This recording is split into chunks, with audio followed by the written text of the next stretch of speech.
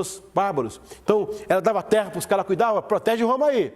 Então, quando os caras invadiam, o cara lutava lá e tal, era uma fronteira a mais para Roma combater. Quem me diz aí que não foi para lá colonos crentes? E os colonos iam, os soldados iam, tinham filhos, casavam e ensinavam a doutrina cristã. Terceiro século, eu tenho a carta do Tertuliano, um pai da igreja. Essa carta, ela resistiu. Quarto século, eu tenho 8 presbíteros vindo lá da Celta para o concílio. Ei, peraí, como? Eu tenho uma igreja romana aqui, rebentando aqui embaixo no Mediterrâneo. Por toda norte da África, sul da Itália, sul da Espanha, ali a igreja está infestada. E tem uma lá em cima. Quarto século eu tenho quem? Padre Pelágio, o inventor do pelagianismo, ele é britânico. Quinto século eu tenho quem? Eu tenho Patrício, um evangelizador. Ele foi preso por uma guarnição romana, foi para um barco de Roma, ficou 8 meses viajando como escravo, conheceu o evangelho, voltou, evangelizou, batizou 120 mil pessoas e fundou mais de 300 igrejas. E não era católico. Católico está rompendo aqui embaixo, em cima a Celta está vindo. Eu tenho depois quem? Columba, que vai fundar o primeiro mosteiro lá em Iona, em cima, na Irlanda. Gente do céu, eu tenho uma igreja paralela se desenvolvendo ao mesmo tempo que aqui está vindo os patrísticos, os concílios, aí vem a briga de Mecenas, aí vem o Ocidente, o Oriente do Império Romano. Aqui está tendo um espetáculo aqui embaixo, lá em cima tem uma igreja celta. Sétimo século, o Papa Gregório o Grande fala assim, gente, tem muito rumor lá daquelas ilhas britânicas, vamos mandar lá um bispo para evangelizar eles.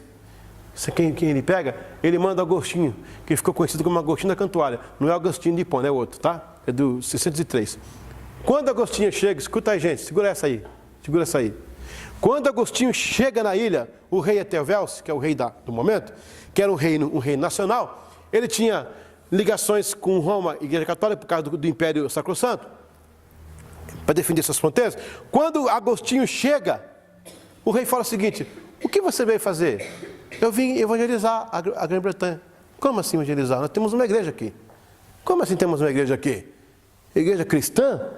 Sim, eu tenho 452 presbíteros, 150 mil pessoas que frequentam as comunidades. Não, peraí, vamos ter uma reunião, vamos fazer um sínodo. Aí o rei Osby, que é o depois dele, o Oswaldo, em 664, faz o sino de Wataby. Meu irmão, presta atenção. De um lado eu tenho um cara chamado Agostinho, vassalo do Papa, evangelizador da Grã-Bretanha.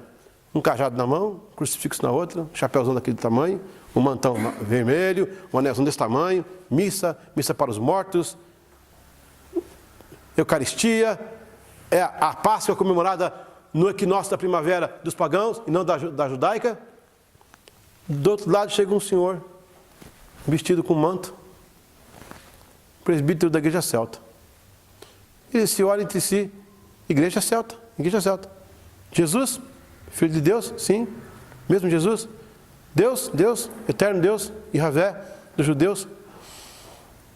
Mas, Santa Ceia? Sim, toda semana. Igreja? Sim, igreja. Bíblia? Não temos. Temos fragmentos de cartas apostólicas que chegaram até nós, pelos navios. Templos? Não temos. A gente se reúne de casa em casa. Domingo, comemos com singeleza de coração. Hierarquia? Não. Somos comunidades. A gente anda pelo meio do povo vendo a necessidade de cada um. Papa? Não sabemos o que é isso. Nós somos presbíteros aqui. Liturgia? A mesma que a gente aprendeu no primeiro século, quando veio os primeiros, que era Santa Ceia toda semana, domingo, comemorando a ressurreição do Senhor. E a gente faz o que fazia na Santa Ceia, a gente faz uma oração, tem uma palavra de demonstração, e vem a comunhão dos santos, e cantamos um hino. Ou seja, em 7 séculos, havia uma igreja pura, sem política, sem hierarquia, sem dogma.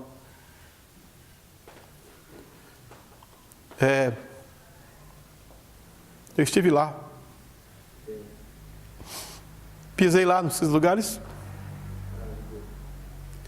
e eu pergunto a mim mesmo, 7 séculos, me diz o seguinte: no 4º século Roma sai, no 5º século Roma sai, ela volta para defender Roma e abandona a Bretanha. Os ângulos vão invadir. Quem são os ângulos? Os anglo-saxões, são os nórdicos, que encontram os bretões na ilha e os celtas em cima. Os celtas resistem os ângulos não politicamente. Eles conquistaram, tanto é que é a Inglaterra angla, né? Mas o evangelho que eles tinham, aí é o que eu chamo de ortodoxia. O evangelho ortodoxo que eles tinham era tão forte que resistiu à maior força diabólica da terra, que são os druidas. Os maiores feiticeiros do mundo. Pega a África, pega o voodoo, pega a macumbaria brasileira, junta num saco só, não dá 1%. Quem é aquele povo? Eles tinham rituais todos os dias de morte de pessoas, comiam carnes, faziam... o culto deles era no sangue e na morte. Os irmãos da igreja celta, com o evangelho puro, sem mancha e sem mácula, conseguiu, sem espada, resistir a essa religião, abatendo-a, tornando a Inglaterra uma terra cristã. É essa que vai ser anglicana. Porque em 664, o rei Osby não consegue juntar. Ele cria uma lei para dizer que todo mundo vai ser católico agora. Mas na prática eles não conseguem, eles não sabem fazer missa.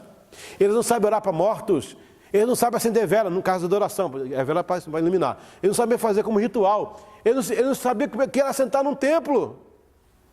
Então eles se afastam e deixam a católica ficar na cantuária. Deus manda rompimentos políticos a partir do século VII. Com a chegada do Guilherme Normando, continuou mais ainda. Aí a igreja celta vai voltar lá no puritanismo já anglicano, por causa dos ângulos. E aí nasce dessa estirpe o metodismo.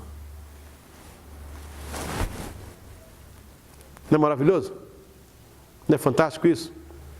Então nós somos também, não é vaidade, por favor, não é supremacia, por favor, entenda, mas nós temos uma estirpe boa. Nós temos uma estirpe pura. A gente não é fruto da reforma protestante, que também não é ruim, não. Quem é fruto disso aqui também é agir de Deus também. Foi um Deus também lutando pelo seu povo lá, que estava enganado, pisado. Foram 25 milhões mortos em fogueiras, em torturas, as mais cruéis que você pode conhecer. Deus mandou sim, glória a Deus por Lutero. Quando Jean Hus falou que vai nascer o cisne e ninguém vai pegar, Lutero não conseguiu ser pego. Ele apareceu na dieta de Worms, lá com o rei Carlos, o rei Carlos da época. Ele enfrentou as 95 teses na casa do Papa Leão X, saiu de lá para ser morto. Frederico III dos países do norte sequestrou para o castelo de Wartburg, ele ficou lá, morreu de velho, conseguiu traduzir a Bíblia para o alemão e morreu cantando, intocável. Castelo forte é o nosso Deus, espada e bom escudo, com seu poder protege os seus em todo transe agudo. Glória a Deus por Lutero, glória a Deus pela sua luta, glória a Deus pelos celtas, glória a Deus pelo evangelho que venceu, aleluia. Pelo Espírito Santo que não deixou a chama apagar no nosso coração e chegou até nós a igreja que nós trabalhamos, que não é perfeita, mas tem tudo para ser uma boa igreja de Deus. Amém? Deus abençoe. Eita, vou parar com isso. Vou dar aula de